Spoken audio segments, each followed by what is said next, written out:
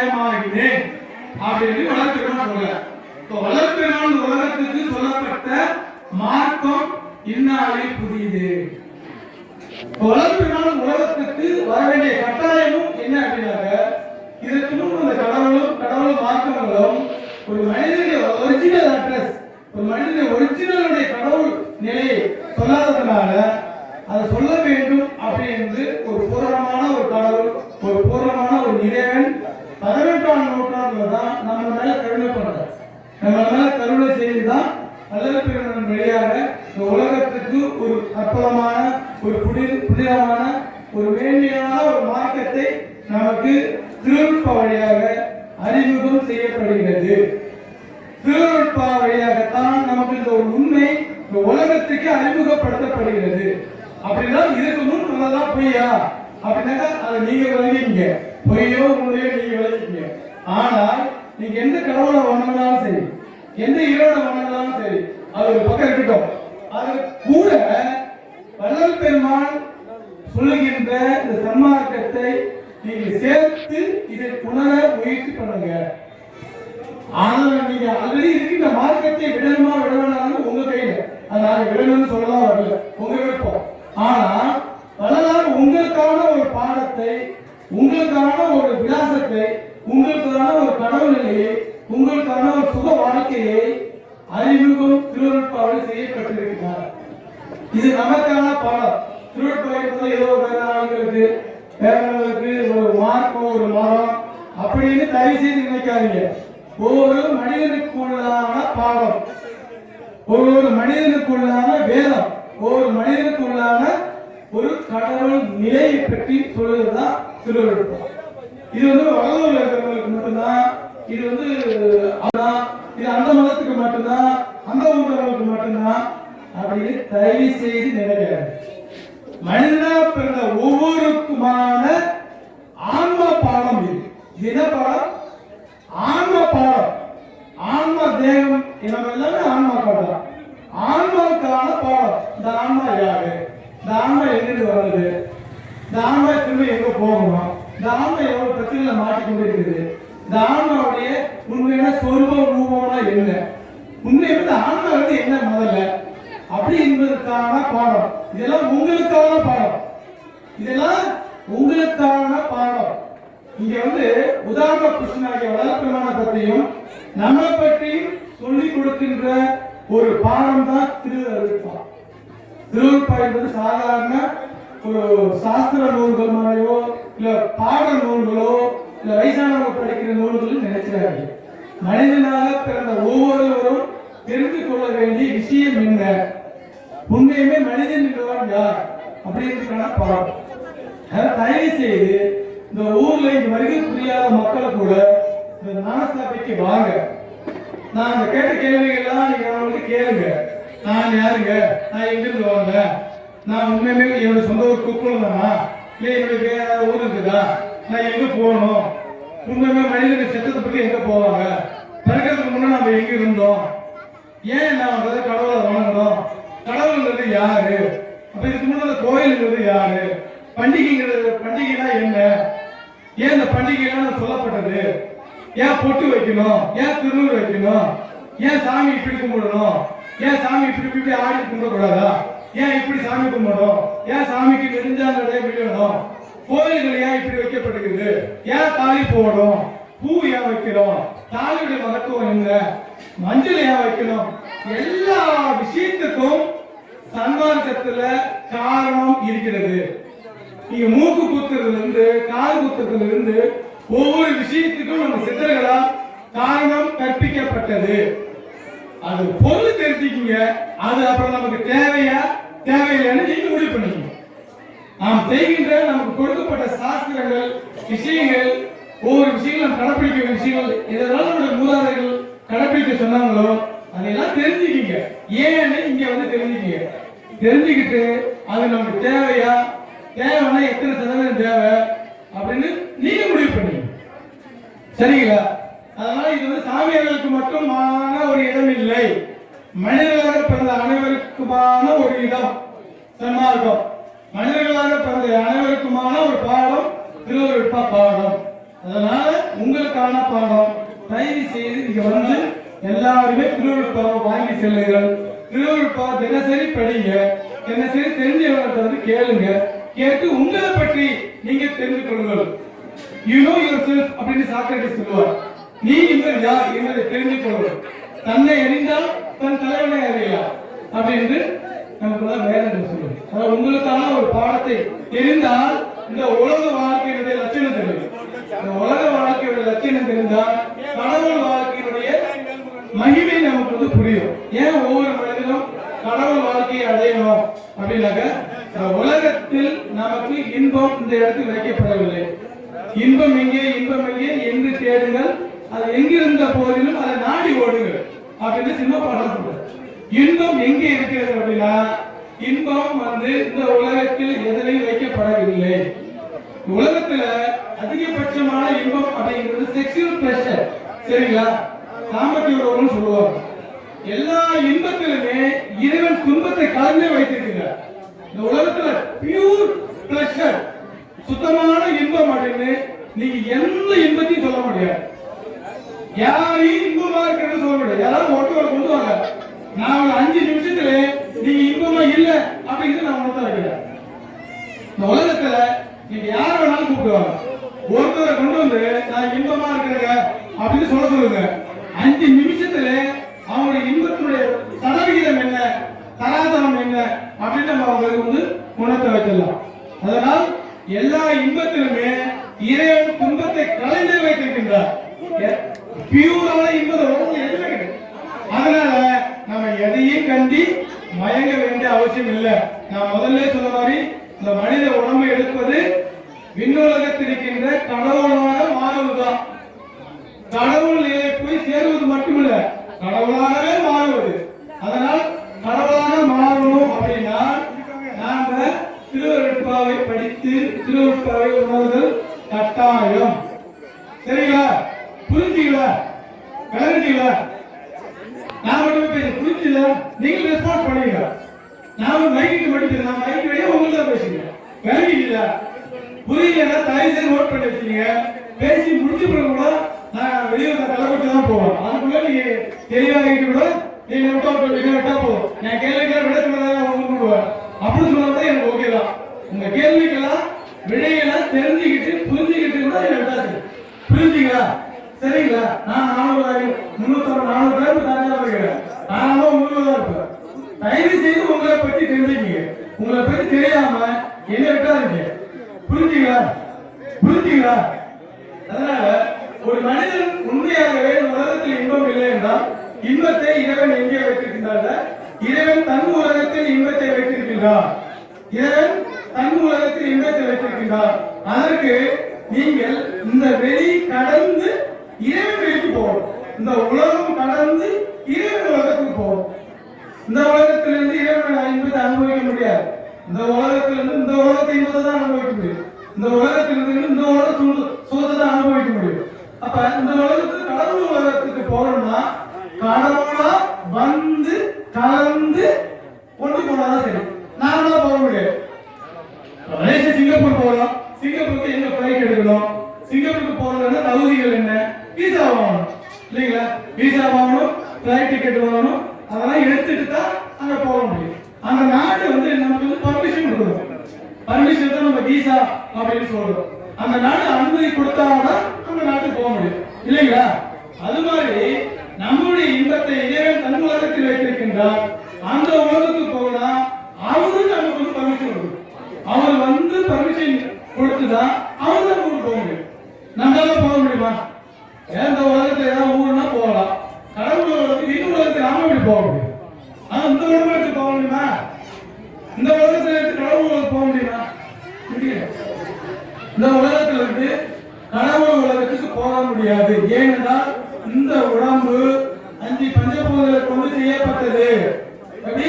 இந்த உடம்பு 5 பஞ்சபூதங்களை கொண்டு செய்யப்பட்டது. 96 தத்துவங்கள் என்ற ஆண்ட்ராய்டு சாப்ட்வேரால் இந்த உடம்பு ப்ரோக்ராம் செய்யப்பட்டிருக்கிறது. மொபைல் வந்து சாப்ட்வேரால் ப்ரோக்ராம் செய்யப்பட்டிருக்கிறது. அது மாதிரி இந்த உடம்புக்கு 96 தத்துவங்களால் ப்ரோக்ராம் செய்யப்பட்டிருக்கிறது. அப்ப இந்த ப்ரோக்ராம் வந்து வேற சாப்ட்வேர் இந்த மொபைல்ல இந்த மனித உடம்புல கடவுளுடைய சாஃப்ட்வேர் ஃபிளாஷ் பண்ணா இந்த மொபைல் என்ன பண்ணும்? அதுக்கு வெர்ஷனா மாறிடும். நாம ஒரு வெர்ஷன்ல இருக்கிறோம், சரிங்களா? நாம ஒரு வெர்ஷன்ல இருக்கிறோம். கடவுள் வந்து நம்ம கலந்தா ஃபிளாஷ் பண்ணா நம்ம கடவுள் உலகத்துக்கு கடவுள் உலகத்துக்கு போகக்கூடிய உடம்ப அந்த வெர்ஷன் அந்த சாஃப்ட்வேர் தான் ரெடி பண்ணுவோம். இந்த உலகத்துல இருந்து எந்த பொருளை கொண்டும் கடவுள் உலகத்துக்கு போகக்கூடிய உடம்பை நாம் செய்ய முடியாது. நமக்கு கடவுள் உலகத்துக்கு செல்லணும்னாக நமக்கு வந்து பொண்ணு உடம்பு வேணும். இது வந்து அழுக்கு உடம்பு, சுத்த உடம்பு வேணும். இந்த சுத்த உடம்ப கடவுள் தான் நமக்கு வந்து செய்து கொடுப்பா. இப்ப கடவுள் எப்படி செய்ய கொடுப்பார்? கொரோனா கோடி பேர் கொல்ல பேர் இல்ல சுடுகாடு போறாரு, கடவுள் பார்த்துட்டாங்க.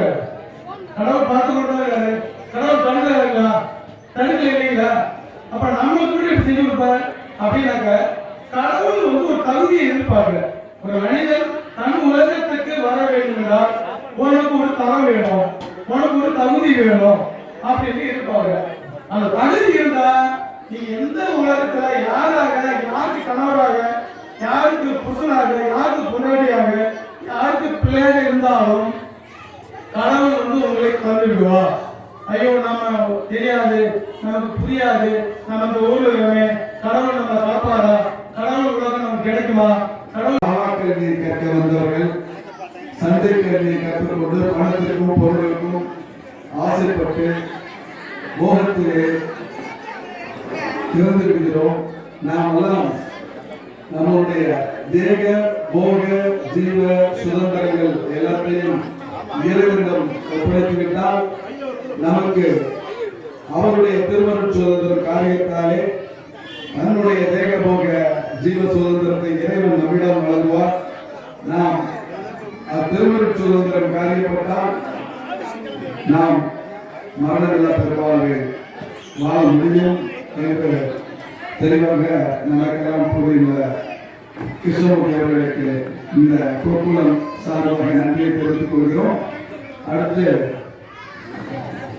மேட்டுக்குப்பம் இவர் சென்னையை சேர்ந்தவர். சென்னையில ஒரு பெரிய டிரான்ஸ்போர்ட் வச்சு நடத்திக்கிட்டு இருக்கிறார். சென்னையில ஒரு பெரிய டிரான்ஸ்போர்ட் லாரி நிறுவனம் வச்சு நடத்தின ஓனர் இவரு. ஒரு காலகட்டத்தில் எல்லாம் தன்னை விட்டு போய்விட்டார். அப்போ வந்து தற்கொலை செய்யறதுக்கு முயற்சி பண்றார். கூவாத்துல குதிச்சிருவோம் இல்ல ரயில்ல விழுந்துருவோம் அப்படின்னு ஒரு இடத்துக்கு வந்தாரு. ஏன் வந்தாருன்னா இவருடைய உடல்நிலை எவ்வளவு ஒரு பாதிப்பு, நடக்க முடியாது. சித்தி வளாகத்துல வந்து அங்கேயே இருந்து இவர் உடம்பு சரியாகி அதுக்கப்புறம் தான் இவர் வெளியில வர்றாரு. இது உண்மையா நடந்த நிகழ்வு. அப்படி ஒரு சூழ்நிலையில் இருந்தாரு. அவ்வளவு பெரிய வசதி வாய்ப்பா இருந்தாரு. எல்லாத்தையும் விட்டுட்டு நேற்றுக்குப்பத்துல சித்தி வளாகத்துக்கு வந்து அதனுடைய உடம்பை சரி பண்ணிக்கிட்டாரு. இப்போ நம்ம உட்கார்ந்து இவர் மலேசியாவுடைய உரையாற்றுவார்கள். அற்பெருந்தோர் அற்பெருந்தோர் தனிப்பெருந்தோரை அற்பெருந்தோர்.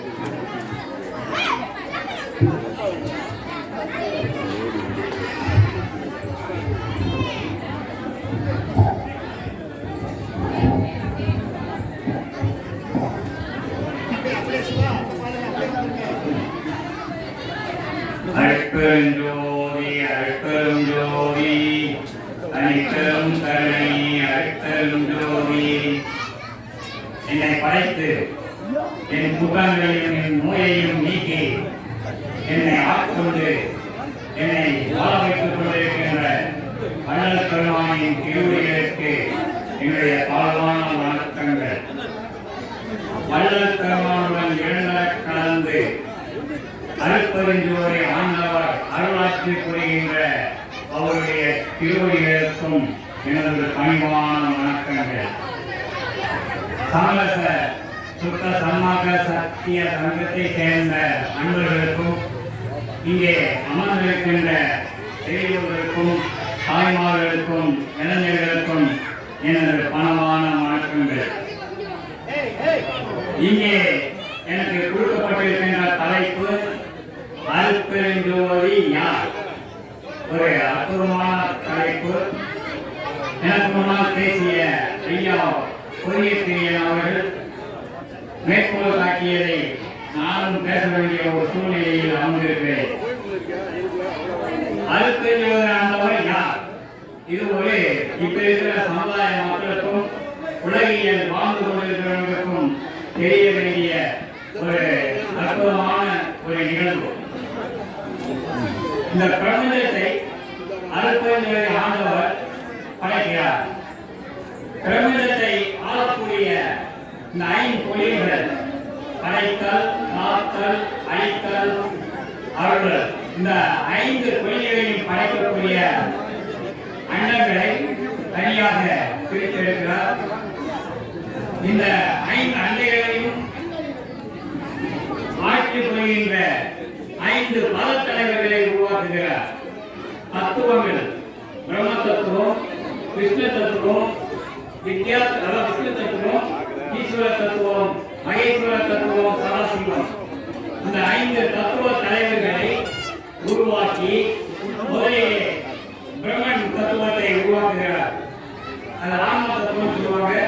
24 தத்துவம், 5 பூதங்கள், 5 பொறிகள், தன்மாத்திரை 5, கண்மேந்திரியங்கள் 5, இப்படி அந்த கடன்கள் ஒரு 4, எல்லாம் சேர்ந்து ஒரு 24 தத்துவம். இந்த 24 தத்துவத்தை கொண்ட தலைவன் பிரம்மன். அந்த பதத்தலைவனை உருவாக்கி படைக்கும் தொழிலை செய்யக்கூடிய ஒரு அண்டத்தை கையில் கொடுக்கிறார். பிரம்மனை படைக்கும் போதே சொல்கிறார், நீ யாருக்கும் அடிமை இல்லை, நீ எனக்கு கட்டுப்பட்டவன், நான் சொல்லுகின்ற செயல்களெல்லாம் நீ செய்ய வேண்டும் என்று சொல்லி பிரம்மனுக்கு படைக்கும் தொழிலை கொடுத்து ஒரு அண்டத்தை கொடுக்கிறார். அடுத்து பேசுறவங்க இதெல்லாம் சத்தம் பேச முடியாது. எதிர்த்து போயிட்டே இருக்க உண்மையான ஒரு கடவுளை, இந்த பிரபஞ்சத்தின் உண்மையான கடவுளை பற்றி பேசிட்டு இருக்கோம். மற்ற கோயில் மாதிரிமே கிடையாது. யோசிக்க வேண்டும், ரொம்ப யோசிக்கணும். உண்மையான கடவுளை நாம் தெரிய வேண்டும். அதுக்காக தான் இப்படிலாம் பேச சொல்லி வள்ளல் பெருமான் எங்கள் ஊழியர்களாக அனுப்பியிருக்காரு. ஏன்னா பிரபஞ்சத்திலிருந்து எவனுமே சொல்லலை, உண்மையான கடவுளை பற்றி யாருமே சொல்லவில்லை. வள்ளல் பெருமான் சொன்னதை நாங்கள் சொல்றது வெளியே வந்திருக்கோம், கொஞ்சம் கேள்வி. ஆக பிரம்மனுக்கு ஒரு அண்டத்தை படைத்து கொடுத்து அவருக்கு ஆயுசு கொடுக்கிறார். 4,32,000 வருஷம் சொல்லிட்டார். இப்போ சிருஷ்டி தலைவரை, சிருஷ்டி அண்டங்களை அகழ்த்திறல் வகுத்து அறுத்தல்கிறது. இங்க பேசக்கூடிய கருத்துக்கள் அத்தனையுமே, சுத்த சமாஜத்தில் பேசக்கூடிய கருத்துக்கள் அத்தனையுமே அவங்களுடைய சொந்த கருத்து அல்ல, இறைவனால் அறிவிக்கப்பட்டது, திருவருட்பாவை சொல்லப்பட்டது. அதெல்லாம் நாங்கள் சொல்லிட்டு இருக்கோம். ரொம்ப கடுமையா இருக்கும், சிந்திக்கிறதுக்கு ரொம்ப ஆச்சரியமா இருக்கும். அதை ஜீரணம் பண்ணக்கூடிய சக்தி உங்களுக்கு தான் இருக்கணும். நாங்கள் இறைவன் சொன்ன உண்மைகளை, இந்த பிரபஞ்சத்தை படைத்த இறைவன் சொன்ன உண்மைகளை உங்களுக்கு சொல்லிட்டு இருக்கோம். அதை ஏற்றுக்கொள்வதும் கொள்ளாததும் உங்களுடைய கருத்து, அது உங்களுடைய தனிப்பட்ட சுதந்திர உரிமை. அது வளர்ப்புமையை சொல்லுவார். ஆக பிரம்மனை படைத்து வயசு சுத்தேசி 4,32,000 வருஷம் கழித்து நம்முடைய ஆயுள் முடிஞ்சு போகும். உடனே காக்கும் மண்டலத்தை ஒரு காக்கும் தலைவரை கொண்டு வருகிறார். அவன் பேர் திருமால். திருமாலை கூப்பிட்டு பிரம்மனுக்கு அப்புறம் அந்த தொழிலை நீ பார்த்து செய்யணும், உனக்கு 2 பிரம்ம ஆயுசு, 8,64,000 வருஷம் திருமாலுக்கு ஆயுள். அடுத்து முத்திரையை கிடைக்கிறார். வாய்ந்துள்ள முடித்திர தீகள் ஒரு முத்தொழில் செய்யும் நம்மை தரும் பலம். திருவிழை குறிப்பிங்க அழகா சொல்றார். பிரம்மனும் திருமாலுக்கு அப்புறம் முத்திரன் அந்த 3 தொழிலை செய்ய வேண்டும். அவரோட ஆயுசு 12,96,000 வருஷம். அதுக்கப்புறம் மகேஸ்வரன், மகேஸ்வரனுக்கு 4 பிரம்ம ஆயுசு. காணிக்க கொடுக்க முடியாது, பணம். நீங்க சத்தியஞான சபைக்கு வாங்க, வடவு இருக்கு, ஒண்ணுமே இருக்காதுங்க, தீபம் மட்டும் இருக்கும். இறைவனை பார்க்கறதுக்கு கூலி, நேரம் போக வேண்டியது, தீபத்தை பார்க்க வேண்டியது, மரம் வந்தது சொல்ல வேண்டியது, அவங்க பிரச்சனை எல்லாம் முடிஞ்சு போச்சு. எந்த அபிஷேகம் கிடையாது, வரிசையும் கிடையாது, டிக்கெட் கிடையாது, எதுவுமே கிடையாது. அதான் ஒரு வேலையாது. இந்த பிரபஞ்சத்தில் உருவாக்கப்பட்ட அத்தனை கோயிலும் மன்னரால் கட்டப்பட்டது, மிராஸ்தர்களால் கட்டப்பட்டது, சமுதாய தலைவர்களால்